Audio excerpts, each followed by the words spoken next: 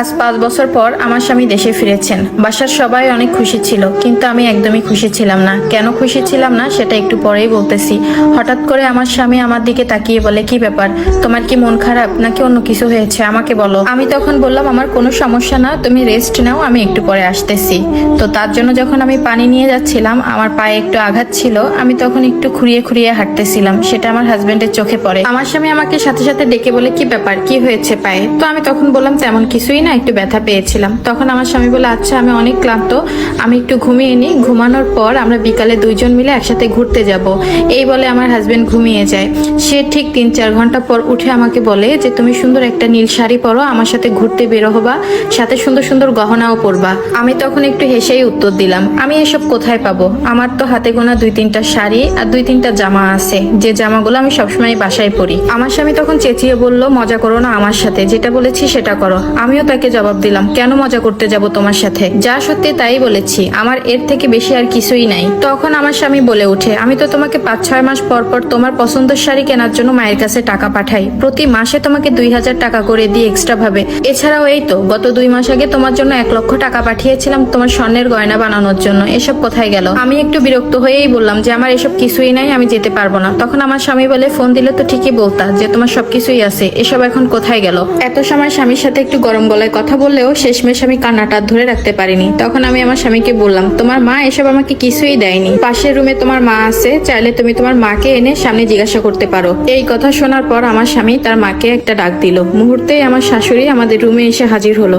এসেই আমার শাশুড়ির জোর গলায় বলা শুরু করলো, কি হয়েছে বাবা, তুই না ঘুমছিলি? বউ কি তোর সাথে কোনো ঝামেলা করতেছে? আমাকে বল। আমার স্বামী উল্টে আবার তার মাকে জিজ্ঞাসা করলো যে, আমার বউয়ের শাড়ি কই, ওর স্বর্ণের জিনিস কই, ওকে যে এত জিনিস দিলাম এগুলো কোথায় গিয়েছে, ওর কোনো জামা কাপড় নেই কেন? আজকে আমি এতদিন পর বাসায় এসেছি, তারপরও দেখি ওর গায়ে নোংরা একটা কাপড়। মুহূর্তেই আমার শাশুড়ি চুপ হয়ে গেল, তার মুখ থেকে একটা কোনো কথা বের হচ্ছে না। তখন আমার স্বামী বলে, কি হলো মা, উত্তর দাও। তখন আমি এক প্রকার বলেই উঠলাম, তোমার মা আর কি উত্তর দিবে, আমি সব বলতেছি, তুমি একটু শোনো। শোনো, তুমি বিদেশে যাওয়ার পর তোমার মা আর তোমার বোন আমাকে অনেক কষ্ট দিয়েছে, যা বলার মতো না। কাজে যদি কখনো ভুল হতো, কখনো তোমার মা কখনো তোমার বোন সাথে সাথে আমার গায়ে হাত তুলতো। ওই যে তোমার বোনকে দেখতে পাচ্ছ, ও আমার থেকে ছোট, কিন্তু ওর সাহস হয় কিভাবে আমার গায়ে হাত তোলার? আর বাকি রইল গহনা আর জামা কাপড়ের কথা। গত মাসে আমাকে যে টাকাটা পাঠিয়েছিলা, ওই টাকাটা দিয়ে তোমার বোন নতুন একটা আইফোন কিনেছে, পালে জিজ্ঞাসা করে দেখো, সে তো সামনেই আছে। আর এই যে প্রতিটা ঈদ আসতো, ঈদের সময় বাসা বাড়িতে যেসব মহিলারা কাপড় নিয়ে আসতো, এই যে 200-400 টাকার দাম, ওইখান থেকেই আমাকে কিনে দিত। এত এত টাকা পেয়ে তারা বলতো, ইস আমার ভাই ইনকাম করতেছে, আমার ছেলে ইনকাম করতেছে, তোকে ঘরে বসে বসে খাওয়াবো আর এত কিছু দিব।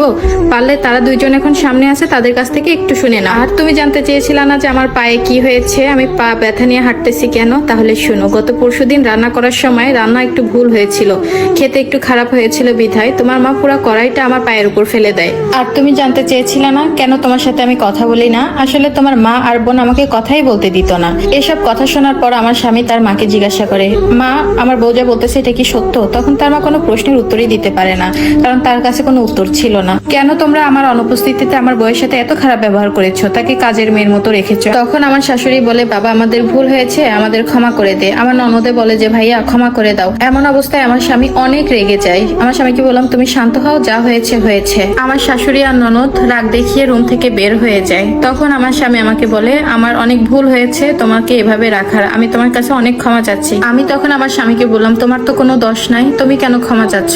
আমি স্ত্রী হিসেবে তোমার কাছে একটা জিনিসই চাইবো, তুমি কি রাখবা? আমার স্বামী বলে, কি বলো? আমি বললাম, তুমি আর কখনো বিদেশে যাবা না, যেটা হয় দেশেই থাকবা। আমার স্বামীও তখন বলল, কথা দিচ্ছি আমি আর কখনো বিদেশে যাব না। আমার স্বামী বলে উঠলো, অনেক হয়েছে, এখন চলো মার্কেটে যাব, তোমার কি কিনাই আমাকে বলো, সবকিছুই কিনে দিব, আজকে অনেক ঘোরাফেরা করবো আমরা দুইজন। আসলে যাদের স্বামী বিদেশে থাকে, যারা প্রবাসীর বউ, তাদের তো কষ্টের কোনো শেষ থাকে না। তারপর যদি শ্বশুর বাড়ি এরকম হয় তাহলে তো কথাই নাই। যাই হোক, এটা একটা আপুর লাইফ থেকে নেওয়া।